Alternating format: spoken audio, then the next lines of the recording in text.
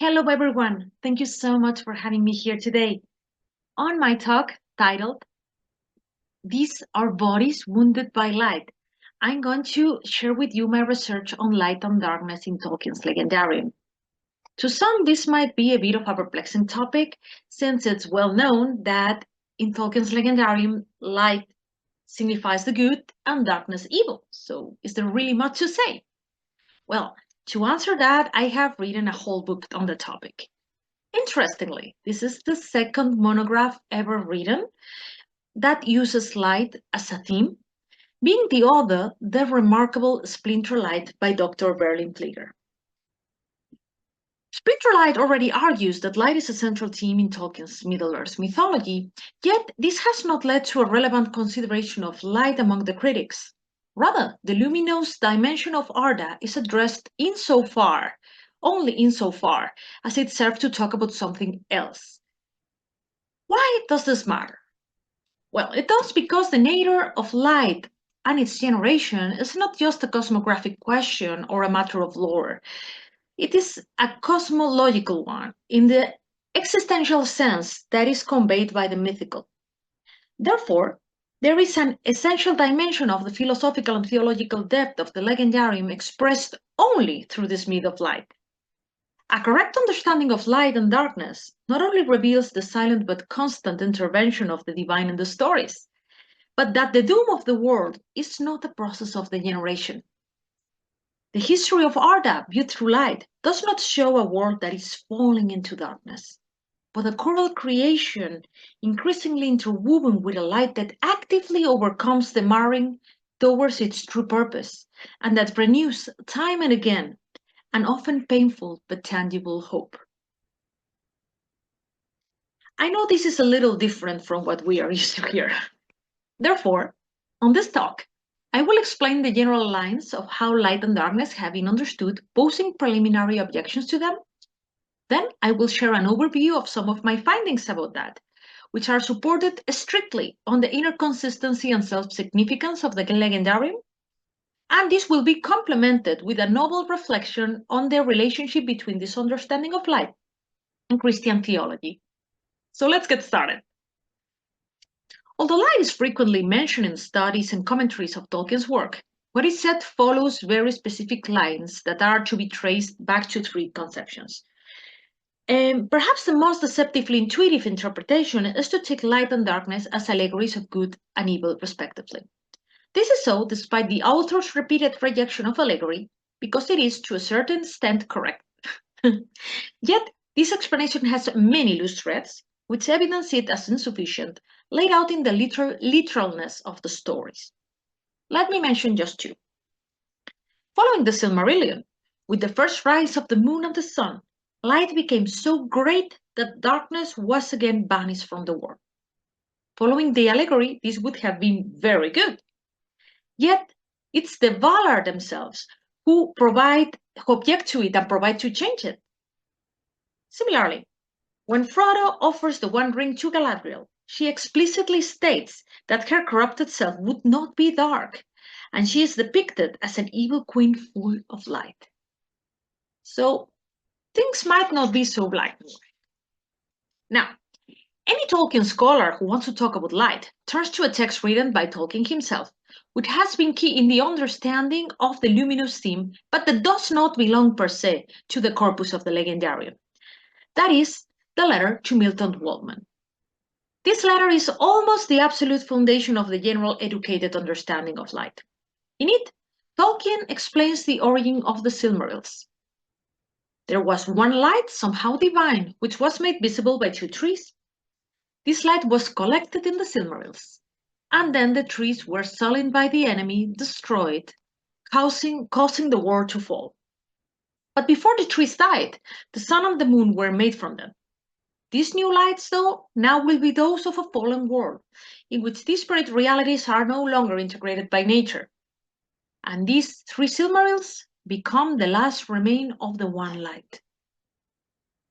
This is mighty interesting, but this text alone raises so many important questions that are not answered, such as, if the light of Valinor is one, why is it presentified to two trees?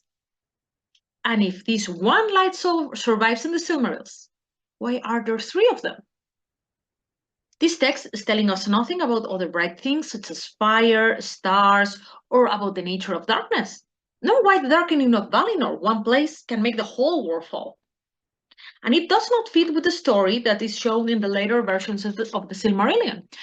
Where are the lamps, for example? Despite this letter is going to be used as a cookie cutter for interpretation, defining under it the stories in Tolkien's whole world-building journey and leaving out what doesn't fit.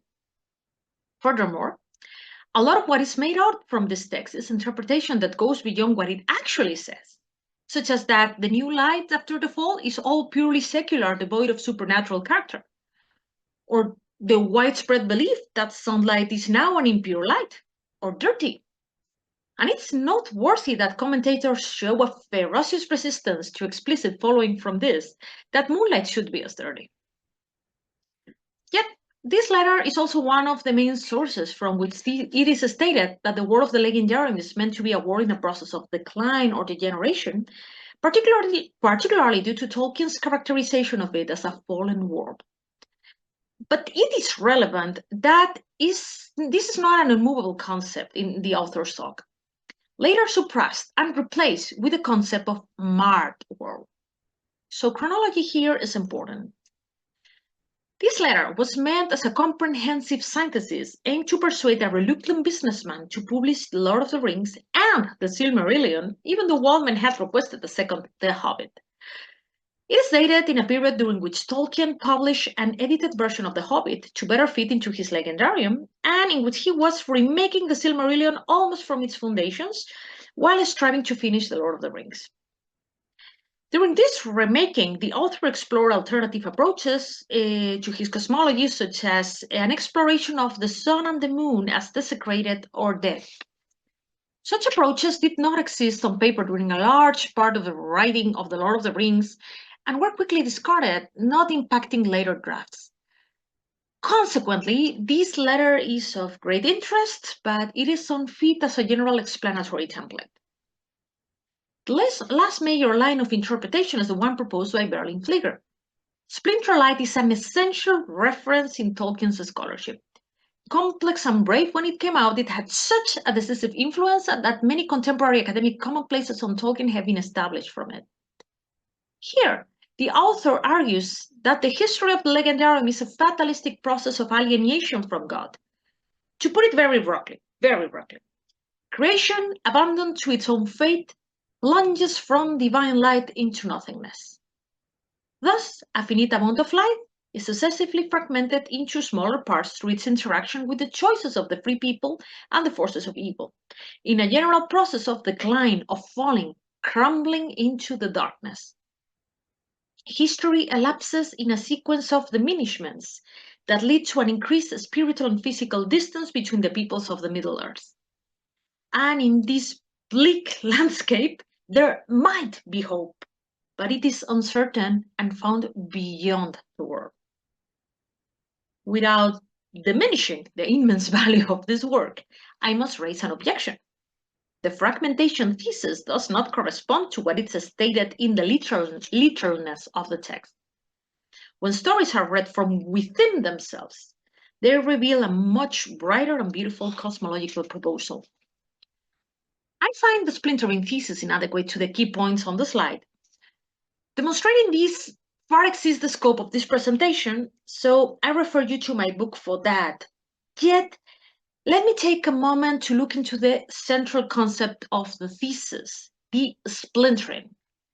This concept is taken from the early poem Mythopoeia, in which Tolkien elaborates his vision of human creativity through a luminous image.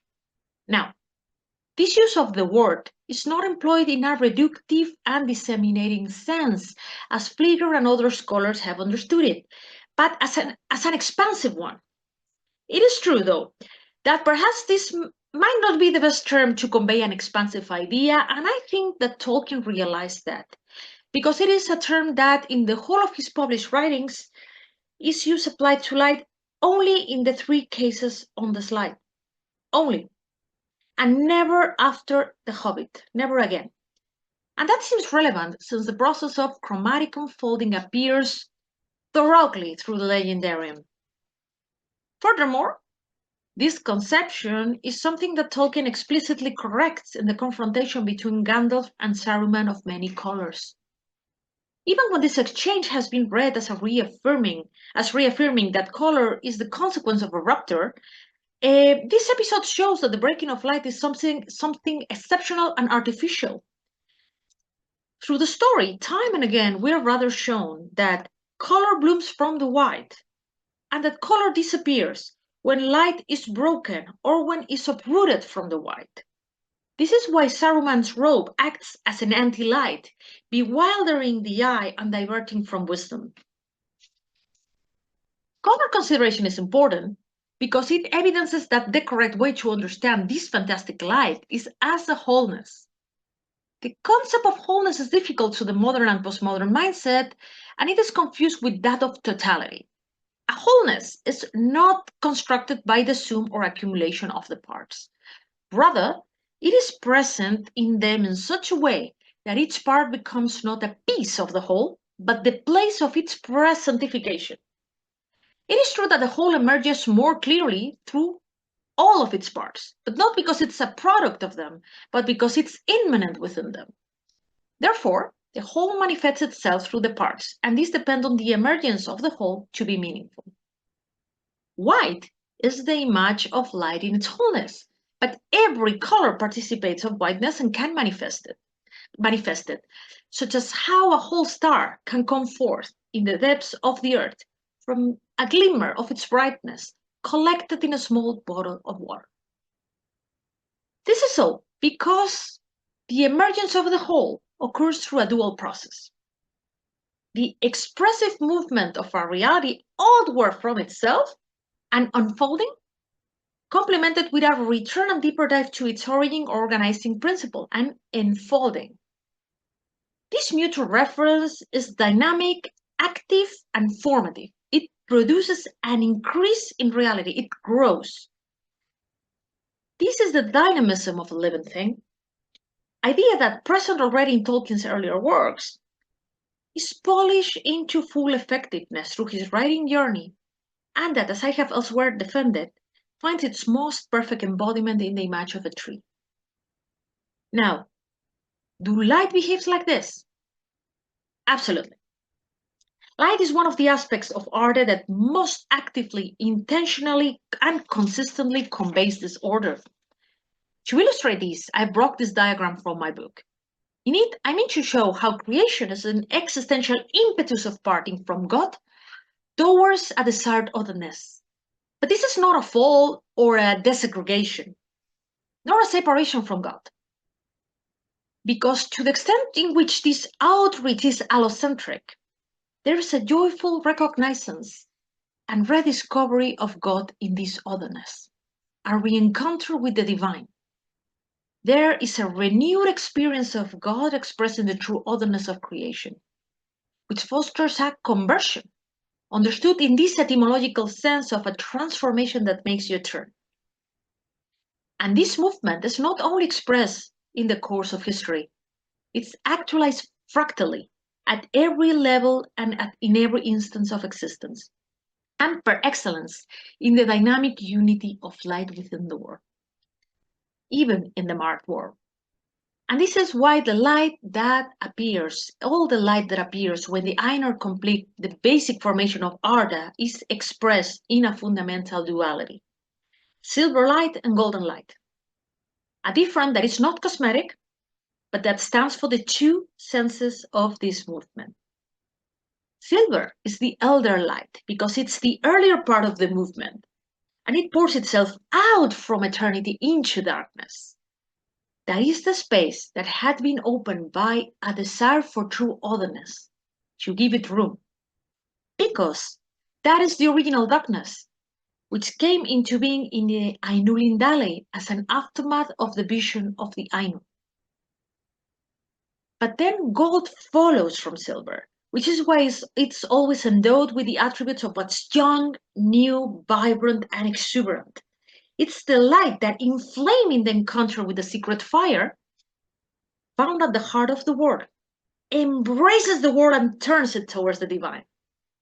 This is a pattern that runs through the entire cosmology of Arda with increasing clarity as the story develops.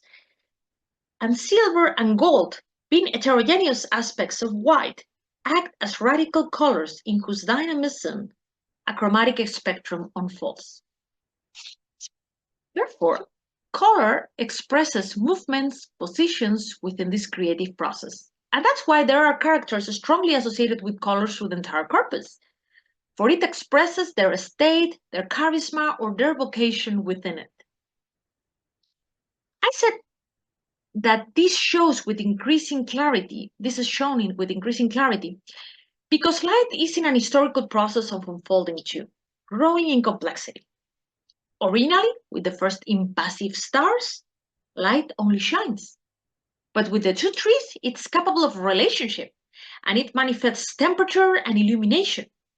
That's the case of the Silmarils too, that have brightness and radiance, but it's only through Barda that they grow able to burn the impure. And they are never said to illuminate anything until Beren holds one in his hand and something is unleashed in its light.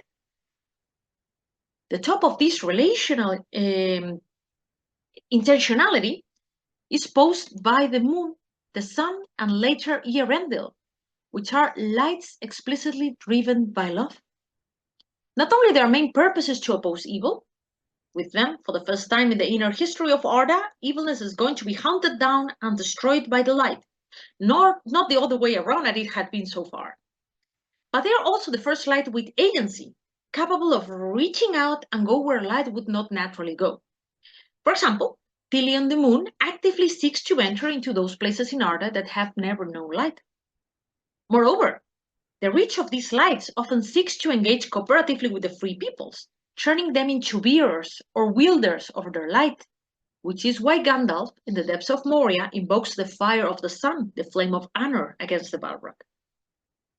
And this, I dare to say, it's obvious in the text if we don't coerce them through letter 131. Light has grown from being a glimmer in the sky to impassive lamps to living trees from which further light is born, to hallowed flying ships sailed by luminous gods who carry miraculous objects. And these last ones are called the secular or disenchanted ones. Well, before I get to the last aspect of my research that I want to address today, I want to stop to consider how what has been presented already engage with theology. First, I want to bring to your attention the work of another Spanish philosopher, John Menchaca Torre, who has proposed an elaboration of an aesthetic of light in Tolkien based in the 13th century Franciscan metaphysics of light. Although he approached this as an interpretation, I find that this might be spot on and that it can be related or linked to the behavior and inner unity of light found in my research. So it would be interesting to look, to reflect further on this in the future. Also, almost all Neoplatonic models under which the metaphysics of the legendarium have overwhelmingly tended to be interpreted, particularly the apophatic emanationism, are inadequate to understand the holistic model that I have presented for light. What I have said about light entails the true otherness of reality that makes Arda something entirely different from, for example, C.S. Lewis' Narnia. That the unfolding of history cannot be understood as a fall or a decline. And this is so because the hierarchies established from that angle do not work. Because at the other end of the descent, there is not a nothingness or a not being, but the luminous divine flame that literally cannot be exhausted, extinguished. Because Eru keeps sustaining the world and creating it, and because the marring is not a falling. This last bit is one of the elements that place the legendarium categorically within a Catholic landscape. For Catholic theology understands the original sin as a form of wound in nature and not as a corruption of it. And if that's the case, it would entail that the free peoples of Arda can go beyond the northern courage and effectively contribute in variable measure to the fulfillment of hope. This correction, I believe, is one of the many ways in which the evolution of the legendarium attests how Tolkien, through his life, progressively leaves behind a youthful, romantic melancholy in favor of a growing, spirited hopefulness. Something particularly well attuned to Tolkien's remarkable devotion to Saint Philip Neri, known as the Apostle of Joy. Thus, rolling out the fall, I find compelling that there is a remarkable similarity between my understanding of the dynamic unity of light and the medieval concept of exitus reditus. Since my examination of the myth of light pointed to a model with morphological categories, I was surprised to find the similarity, but I think that exploring it could be of interest for better understanding of Tolkien's theological thought. Furthermore, when this is nuclear to St. Thomas' theology and his metaphysics are the most suitable for understanding the foundations of the legendarium, as I think Mackintosh has demonstrated. But just last year, I found another really interesting connection of theological relevance with this understanding of the myth of light as an historical unfolding, as a living something that grows, which is that it seems to transpose St. John Henry Newman's view of the expansion or development of Christian doctrine. This is central to Newman's theology and sustains that revelation, although complete at the time of the apostles, deepens and clarifies through history, similarly to how a seed grows into a tree without losing its identity. This openness, this completeness that is not detached or self-contained, strongly reminds of Nigel's impression when he sees his tree in fullness for the first time. It was finished, though not finished with. And I want to conclude my talk precisely by talking about that opening.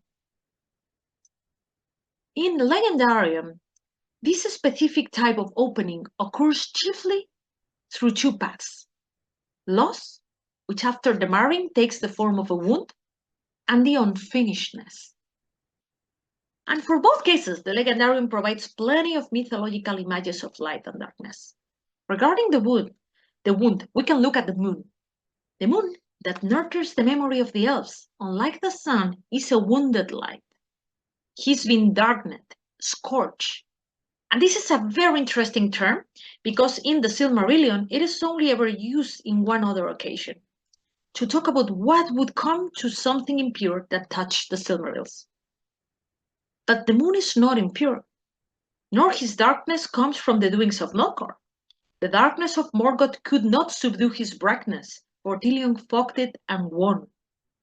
It was another blessed light who did it, the heat of Arion the sun. Thus, the contemplation of a splendor in fullness that fills him with desire, the moon comes to exist in an incomplete brightness. But this has happened before, because when the Ainur descended upon the created world, they had to bind their power. And this pattern of self-reduction for the sake of another is repeated again and again. There is something about loving Arda that seems to demand the price of loss, of the limiting of what could have been more. But why? It is noteworthy that the darkening of the moon took place while these new lights were replicating the cycles of the trees of light. So it might be interesting to look at that, because the trees as well experience a cyclical darkening. They alternated their brightness. And again, why? Some authors explain this as an imperfection in their light, early imperfection, or as an omen of the imminent fall. However, this changing light is celebrated in the stories as one of their beauties, and the trees of light are said to be one of the highest beauties to have ever existed in Arda. Even though from a pragmatic perspective, they would have been a very little thing, since they only illuminated a very small piece of the world. My argument is that the trees are the most perfect mythological image of the profound design of existence in Arda, an image whose contemplation allowed for an intuitive adherence to it, and that once lost, made necessary to reason in order to understand its truth, and an exercise of will to follow it. So, what is this darkening of the trees saying? When singing the trees into existence, Yavanna imbued Telperion and Laurelin with her vision of all that grows on earth. Strictly speaking, each of them should have been able to grow as much as it's possible to grow on earth. They could have illuminated all of Arda, banished night, suppressing even the lamps, and yet they did not. Upon careful consideration, these would have been monstrous, not that different from the devouring excess of Ungoliant, and they would have ended enemies of each other, hindering one another in war. But why didn't this happen? Because Yavanna was not the only one who created the trees. Niena helped too, and Niena gave them silence to listen and tears to care. Why does Telperion, who is the first to darken, stops developing at a certain point? Because Laurelin is growing by his side. He has a head start, and if he doesn't stop his waxing, there won't be room for him.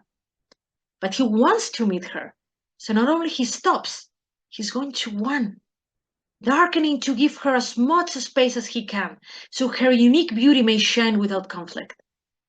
But why does Laurelin stop growing then? Because in her fierce blooming, she sees Telperion fade away, and she wants him, so she recedes to give him room, and Telperion lights up to meet her.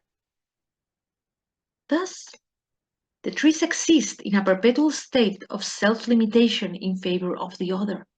Their pulsating light is a light in constant sacrifice of its potential.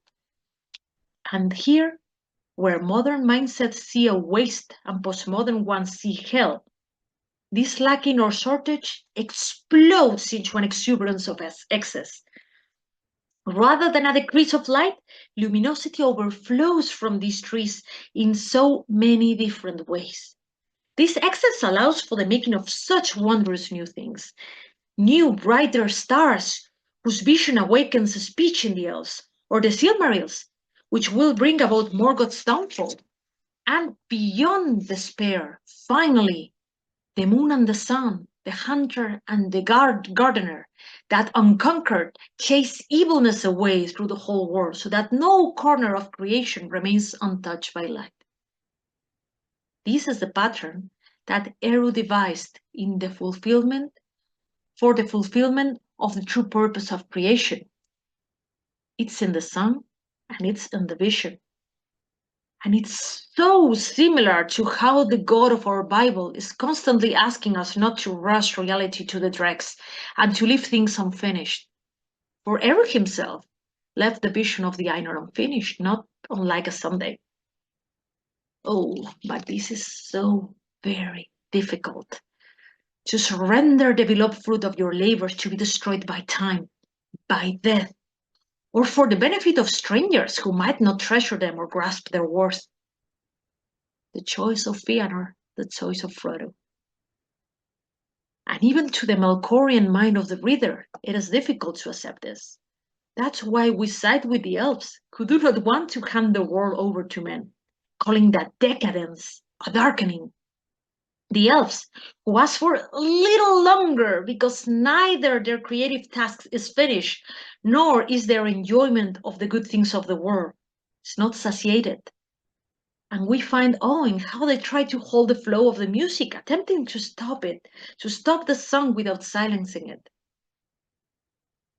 But the age of men is not a darkening. It is a new turn, a conversion towards a new space that must be filled by the growing, unfolding light, and which therefore still seems dark.